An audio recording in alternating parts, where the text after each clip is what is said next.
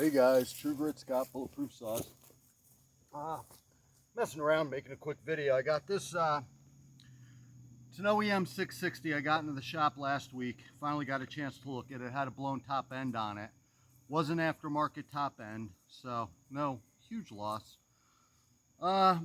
Looks like it had an air leak on the PTO side.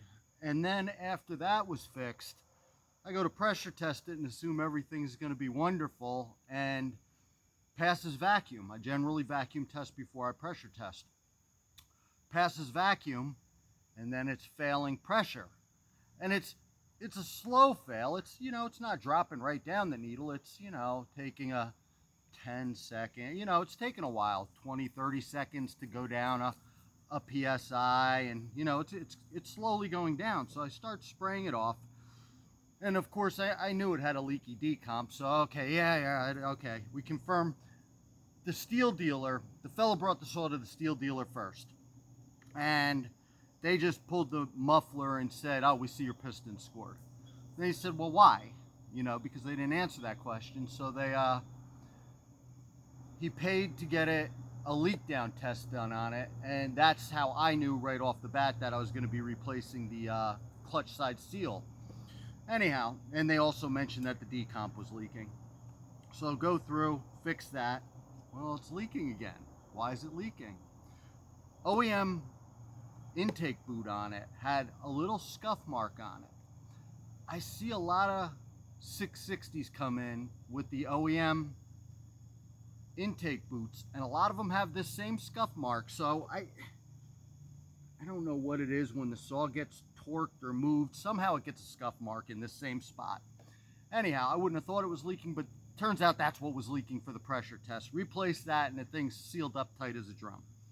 So that's good news. Go to run it and I hear, first start, carbs all over the place. I already know that needs a rebuild now because it's just, I'm having fuel issues. Doesn't sound quite right to me. And then I'm having a clutch issue where it's rattling, the chain's spinning at 2600 RPMs, and the springs are weak in it. And I knew as soon as I held it in my hands and I was feeling the springs that they were weak, but they definitely are. So I called the fella. He wants, start replacing things that are wrong.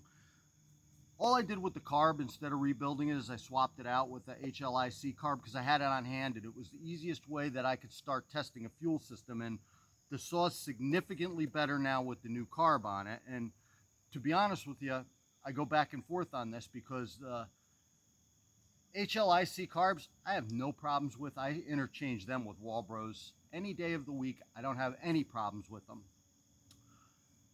That being said, I think that I could provide a new HLIC carb for about the same price as it's going to cost me to rebuild the Walbro between time and everything else. So I'm going to ask the fellow what he wants to do. I'll do it either way. I don't care.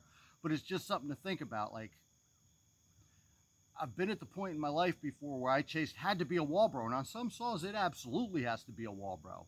If I can't get an HLIC for a 66, a 44, or a 460, it has to be a Walbro. I have no other choice. Well, other than a Tillotson. So in doing that, anyhow, all I wanted to do is run this saw, but what I also think we're going to wind up doing is opening up this exhaust because it's restricted as hell. I pulled the screen out of it, but it's a wicked restrictive exhaust, and I think we're going to open up the intake. So what this is basically is a first run of the saw coming out of the shop, and I already think that maybe I have to look at the fuel line a little bit better, but it is running better just on the bench, so let me get it in some wood and see how it runs, and then we'll do our swaps and see how it runs. Not going to be on this video. This is just more or less a video for me, but I figured I'd post it for you guys to see, just to see how she's going to run.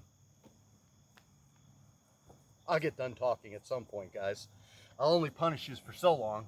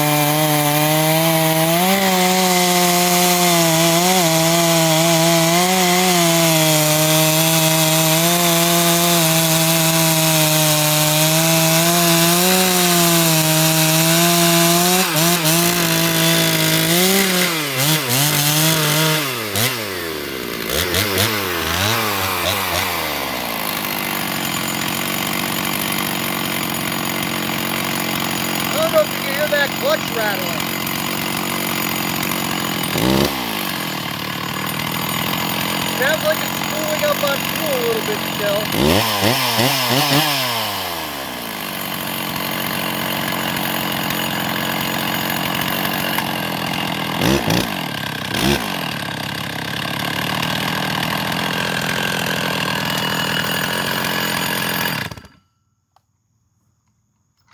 Oh, that hurt.